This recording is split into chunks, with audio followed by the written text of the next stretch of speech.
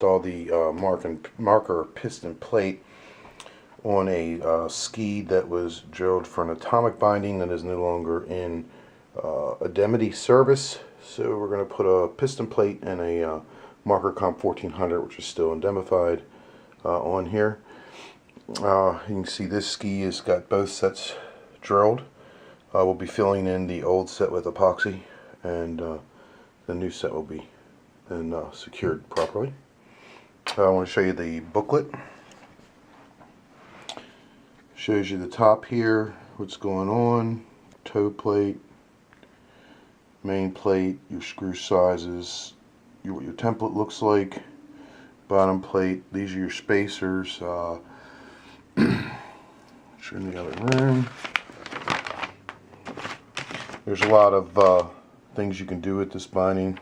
By putting in here, you can see there's grooves, so you can move it back and forth a little bit, get a little bit different play in it. You can also secure the part up here for the piston at different places, so it'll also give you some adjustability. On the back is the EPS mounting that I'm going to be using, EPS comp with a 320 boot size, so we'll be using, I think, the middle one, number 2 and number 8.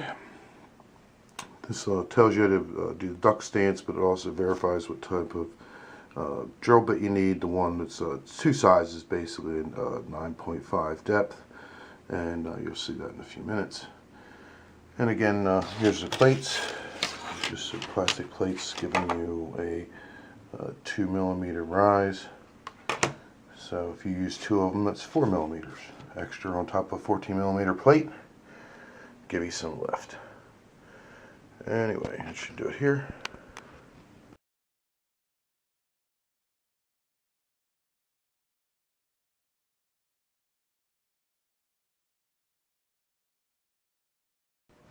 Alright, biggest problem here is finding the center of the ski. This particular ski, there is no technically center mark. If you were a real shop, you'd have a jig and it would fit on there. Give you some adjustments. Also, the book may have measurements from the tail, neither of which did. So I compared my boot center over there, the lime greens, to where it was technically sitting with the atomic binding, duplicated that mark, and did it also on the ski. It actually sits in around, you see that mark there, right around the word atomic, but give or take. I also had to add some leeway as movement because of the other screws, and wanted to have some clearance on that. You can see the templates here. Folds over. It's going to line up on your center mark. It's going to line up in your middle mark here and here. And this ski, it's right here, but then I have to measure that out, which I'll do in a minute. I'll be using these 4 holes, 2 and 2 and 2 and 2. I'm also going to use a specific tool to mark that, which is this tool here. And when you push it down, you'll hear it click. That actually makes a dimple mark for the drill bit to start into. As for drill bit, you'll see that now. Drill bit is smaller one size, and the bigger top can deburr the holes out, which I'll also have to do on that particular ski. And then we'll just fill with epoxy, bolt it all up, and then we'll mount the bindings. So there you go. Okay, found the center mark was right here, kind of easy on this side, but this side wasn't. So I had to both check it with a long straight edge coming down the middle and marking, and also using this little template you get from SlideRight, WRIGHT.com. Put that over to find your center or off the mark. So remember, measure like 3 or 4 times, maybe 5 or 6. Tells you right here on the template what drill bit to use, which I already showed you. That's my center mark that I found using a square kind of off the name there, and marked off on the other ski, so they're exactly the same. Again, normally a shop they have templates for this. I then took the punch over here and hit my holes. I need it 1, 2, 3, 4, 5, 6, 7, 8. After I did that, I want to line it up one more time. So we lined it up there, and we should be pretty much lined up on those two holes there. I don't know if you can see down there, but they are lined up. And you won't be able to see the ones here, but you get the point. It's looking pretty good.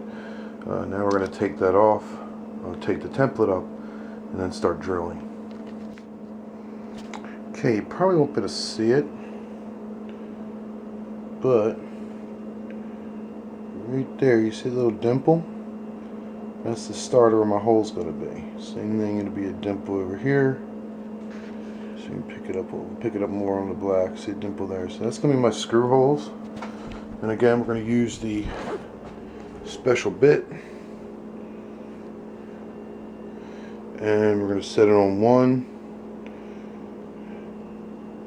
Nice and slow. It's variable, so we're not going to beat it up. Remember, we're going to drill a hole. Now, obviously, you want to have it set so it's as much perpendicular, squared up to the hole as possible. You'll never do it perfect, but if you take your time, you won't do a bad job.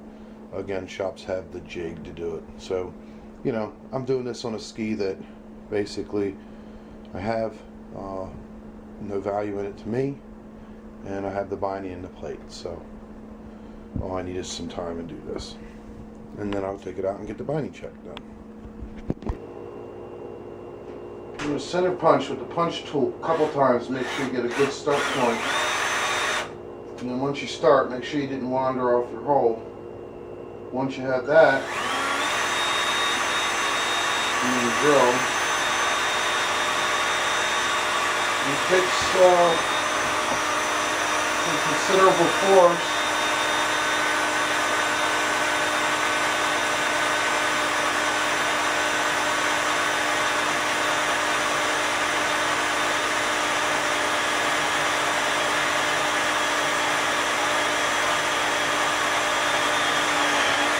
Notice how I caught there? That's because you're through the metal.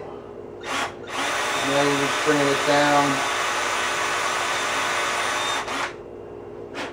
Blow it out. Get in one more time where you're touching. Make a nice fluted hole. Punch throughs. All these other holes were rounded out, fluted out with that, so they won't make a mess. So when we mount our bindings, it's a little bit rough there. That makes it nice and smooth. All I gotta do is put the template back and remove it up now for the other holes, which I see. Okay, we're back to mount the bindings after the epoxy has been shaved down here off the old holes. It'll set up nice. This is the first mounting piece. See, our holes are there, our screws are laid out. Here's our holes for our other piece. We have that ready to go. Drill is set for 21. That'll give it the right connections and make sure our screws and spacers are set up. And we'll be installing pretty much like this.